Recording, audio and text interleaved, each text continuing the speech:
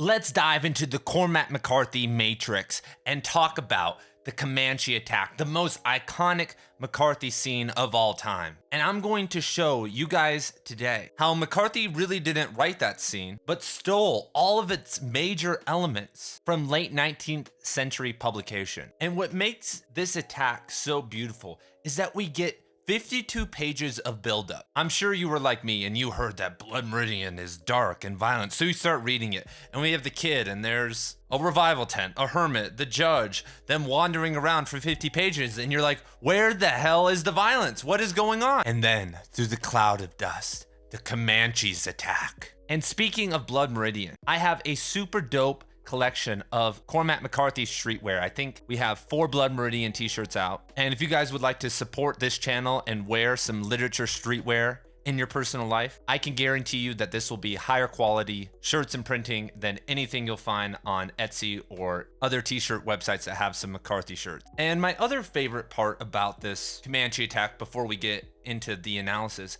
is that it really strikes against the romanticization of indigenous people. There were some very peaceful indigenous tribes, the Laguna Pueblo over in New Mexico, but they were far and few between, because it's not very fun to be the peaceful people, because the warriors from other tribes can just come in and screw you over anytime they want. And so most indigenous people, like most people all across the world, and that's one of, I feel like, the themes of Blood Meridian, have violence inherently within them. And in Blood Meridian, we have the Americans, the Comanches, and then the Chihuahuan and Sonoran governments all engaging in barbaric violence. And here's a quote of one of the sources that McCarthy used for Blood Meridian, describing what the tribes in this region would do to each other after the battle was over. Quote, though having lost one of their comrades in the fight, the Tonkawas were elated over the victory, and after scalping the dead and dying Waicos and Comanches, cutting off their hands, feet, arms, and legs, and fleecing strips of flesh from their thighs and breast,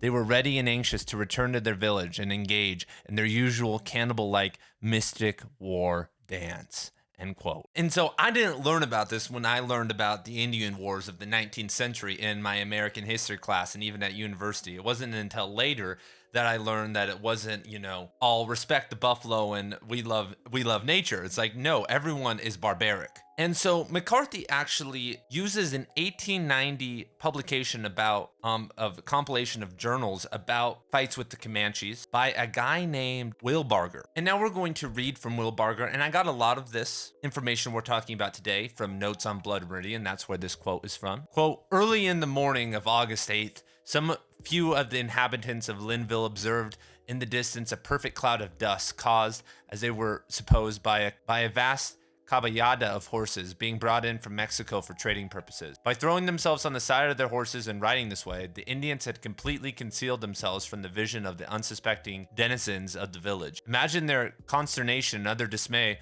when 1,000 red savages, suddenly rising in their saddles, dashed upon the defenseless town, when many of the inhabitants were fast asleep. The alarm was given as soon as the discovery was made. Resistance was not thought of, and panic-stricken, men, women, and children, young and old, rushed for the boats which were anchored nearby in the shallow water. The scene amid the confusion which prevailed was one to be never forgotten by the survivors of that terror-stricken people. War whoop of the wild Comanche commingled with the screaming of women, crying of children, and the groans of the dying and wounded, almost beggars description. And this was a common tactic by the Comanche, that they would hide behind these cattle droves that were coming in. And that's just a crazy tactic because, you know, the desert is, most of the valleys down in that region are very vast with some mountains, you know, maybe surrounding them, but massive valleys.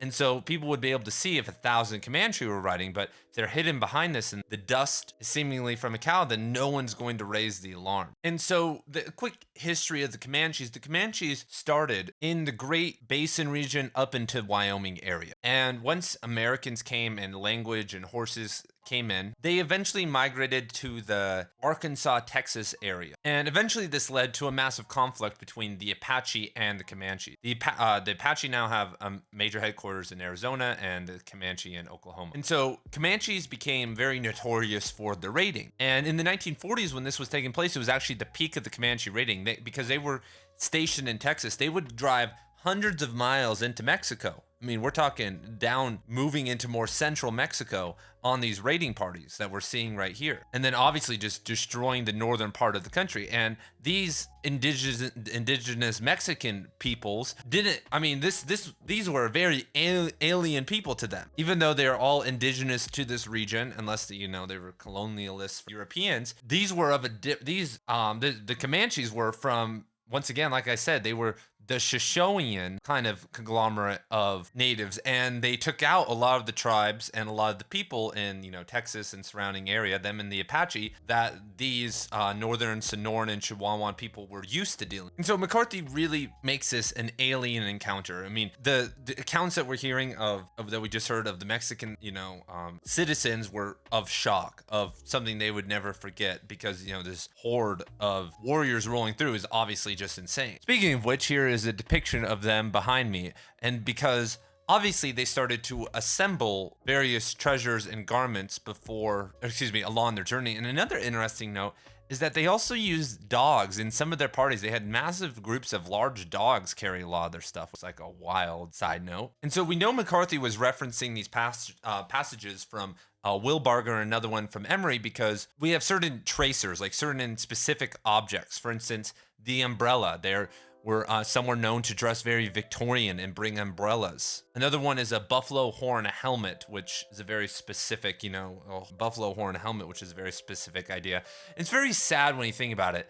Both sides are sad. Obviously, the Comanche population dying of smallpox and their way of life being uprooted. And then all the colonialists who are coming over with this other way of life, and they're being raped, killed, and raided upon. I mean, it's just all sucks. But seemingly, without education, nonviolence cannot be achieved. The ability to be nonviolent and to escape this inherent violence requires you to have emotional, physical, and intellectual control over yourself, and not to get baited or roped into into certain things. And you could say that a hungry mob is an angry mob, and that people who have been exploited and are hurting are going to attack and become violent. And this was just a root system of exploitation. They were backed into a corner, but like I said, they weren't a peaceful people before this. And of course, obviously, some of colonialist expansion and people like the Glanton gang are going to drive them to more insane approaches. And this is also very wild Western, because the Comanche they didn't have as many opportunities now in 1840 to do it in America. America wouldn't put up with this as much. So why not go mess with Mexico? Mexico does not have it as established as a government yet. They're going through civil wars. They obviously don't have a military, and northern Mexico is very barren, very hard to man an army and sustain it up there to be able to take these people out. So it was just a prime opportunity with horses and whatnot to take out these people. I mean, when you read all the Pretty Horses in the Crossing, which takes place 100 years after, in the 1940s, there are still farming people up there that are very poor, living in abject poverty, that John Grady Cole and Billy Parham encounter. And a couple other attributes is a lot of them wore very long dreads. McCarthy talks about this. They would pluck all the hair from their body. They would be completely shaved, even their eyebrows, and they would be tattooed. And so what McCarthy does with this scene is add in a lot of biblical elements. He adds in the ferocity when you read it. First of all, the main Comanche attack, it's a whole page without a period. He drives with verbs and images and just lays it upon you after you've been kind of lulled in over 50 pages. The wearing of the genitals, the wearing of, scalps and whatnot is just a wild thing that we couldn't imagine today. We live in such a clean society. People were saying before 2020 that we lived in a post-viral society, and I think we still do, and that people just freaked out. But gory displays like that, unless you are engaged in battle, are not typical. I mean, I guess with the internet, a lot of people, you can get and see whatever you want to see. But another beautiful thing, you guys are gonna love this detail, is that Glanton, before this, the gang really came together, had a 17-year-old fiance, and at some point she was kidnapped, raped, and killed by Indians before their wedding. Just a month or two before their wedding, his wife, fiance, was killed. And so Glanton's wife had a veil, but one of the warriors in the Comanche attack has a blood-stained wedding veil. Seemingly, that's implying and foreshadowing Glanton's upcoming arrival, and it implies that he's the one that killed Glanton's wife or fiance. And so what did you guys think of the Comanche attack when you first read it? Do you think that it's peak McCarthy, or do you just think that I mean, obviously, as I was saying here, he took a lot of the elements, a lot of the dress, and that's all you need to do as a writer sometimes of historical fiction or whatever. You just need to get the information. If you are a good enough writer, you know how to use verbs and the biblical language that McCarthy does for this approach, you can just fill in the blanks. He wrote a pretty dry story for 52 pages and then ripped from some journals that were published in the 1890s and added really a lot of the language that he was using in The Orchard Keeper. I call it the infernal prose. More, he doesn't do it as much in the Set Free Child of God and Outer Dark. And boom, we have an iconic scene. So once again, if you guys want to see more Blood Meridian videos, they are on the channel. There's a Cormac McCarthy podcast on the channel. And obviously, if you guys want some t-shirts, this is the place to get them from. I got a cool bunch of other cool stuff, hats and whatnot coming soon, other types of clothing. And let's keep this Cormac McCarthy train going. Peace.